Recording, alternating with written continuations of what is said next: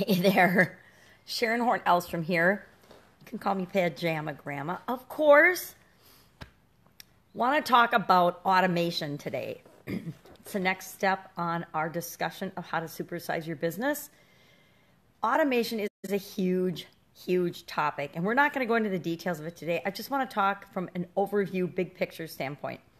Got into a discussion yesterday on Facebook, of all places, with somebody who thought that they hate the word automation or automatic or autopilot.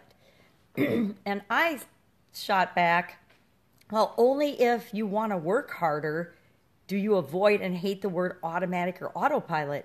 Because I learned over the years, especially when I didn't have enough resources in a business that I was doing, or as I was building and ramping up and growing and supersizing a business, that, like we discussed earlier, we have to identify our processes. And once we identify the process, we can find out, is there a faster, easier, more efficient, automatic, automated way to do whatever it is we're trying to do. Now, that's different for a brick and mortar real business than it is for an online business. But I've recently discovered there are some amazing online tools that we can use to hook together and link things and do things for us that in my brick and mortar life, I believe always had to be done by hand or an old-fashioned way. And there's so many examples of that. Think customer service. I, in my life, have always believed that you needed a human being doing customer service. But as I've gotten into the online world, I've come to realize there's all kinds of ways you can do customer service.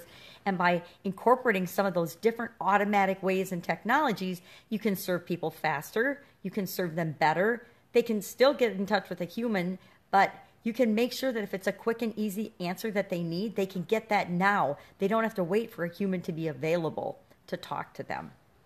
Think frequently asked questions. I can add a frequently asked questions section to my communications, and be that a video, my website, a document that I create that I send to people. I can do that a lot of different ways. But if I have that frequently asked questions available for people, a lot of times they can self-solve. They can solve their own problem because it's just something little that they overlooked or a little connection that they missed. And they can now use my product or service without having to wait and get frustrated and maybe return it because they didn't get the response they needed immediately. So things like messenger bots, things like email, all different technologies and things exist for us to do a better, faster, easier job of customer service. That is just one example. But everything we do, we want to, in order to supersize and scale our businesses, we have to find a way to get those things done, and the more efficiently and the more automatically we can get them done, the better. So if I can automate part of my customer service through a messenger bot, and if we don't know what a messenger bot is, we'll talk about it, and we'll do some demos of things later on in the group. But for right now, it's just one example of a way that we can automate that response. Another thing we can do is we can continue to build a relationship with our customers. So often, it's a wham, bam, thank you, ma'am. It's a one and done sale in a lot of our businesses. And one of the ways to supersize and scale your business is to get people coming back again and again for your product or service. And a lot of people might not even know that you have things available, other things available for them. So we need a means, an automated way of communicating what else you have to offer to people in a way that doesn't feel salesy and slimy, in a way that feels authentic and matches your company, your business, your culture.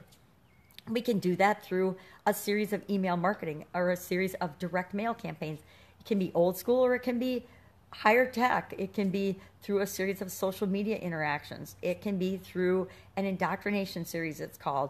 We want to indoctrinate them and bring them into our world. We want to share pieces of our world with them so that they can better know, like, trust, and relate to us and continue to do business with us.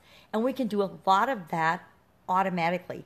You can do it by hand. You can do it the old-fashioned way. You can handwrite letters and mail them in the regular snail mail if you want. And for some things, that would be 100% appropriate.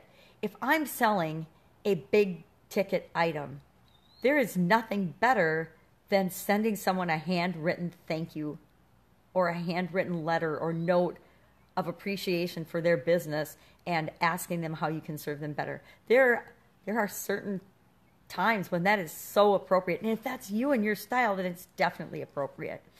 And I'm going to contend that, yeah, you can automate part of that process, but then it comes back, then it comes off as inauthentic and non-genuine. So we're always going to be looking at all of our processes and procedures in everything we do, not just, for example, I have a manufacturing background, and that's part of why I believe so much in automation and autopilot and repetitive processes. And I try to create and change anything that I possibly can that's a process I have to repeat into a repetitive process so that it's done a consistent, high quality, continuously improving way all the time. And maybe that's why I have a love for automation and a love for efficiency and documentation.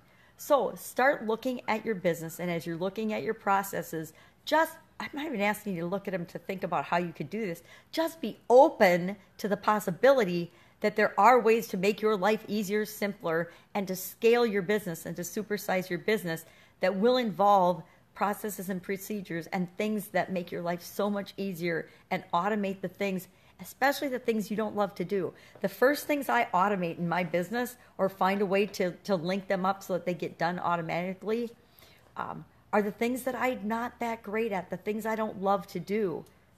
That's where we start, and that really frees up our time and energy to help us supersize our businesses better. So that's my little take on automation today, and automatic and autopilot.